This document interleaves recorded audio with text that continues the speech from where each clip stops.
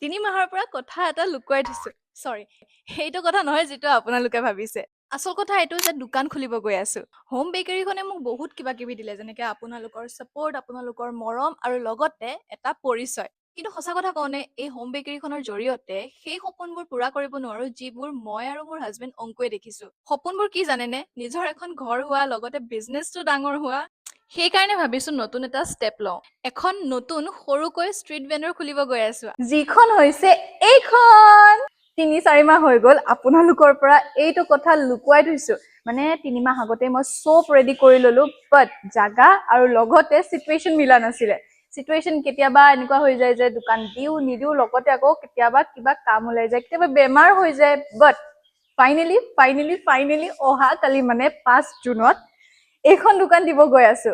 লোকেশ্যনটো হৈছে লালগণেশ্বৰ নতুন ব্ৰিজখনৰ তলৰ তিনিআলিটো। অহাকালি অৰ্থাৎ ৫ জুন তাৰিখে দোকানখন যিহেতু খুলিব গৈ আছো, আপোনালোকৰ আশীৰ্বাদ আৰু মৰম বিচাৰিছো। আহিব, আবেলি ৪টা বজাৰ পৰা খোলা থাকিব। অহাকালি যিহেতু প্ৰথম দিন হয়, আপোনালোকে আহিলে ভাল পাম আৰু।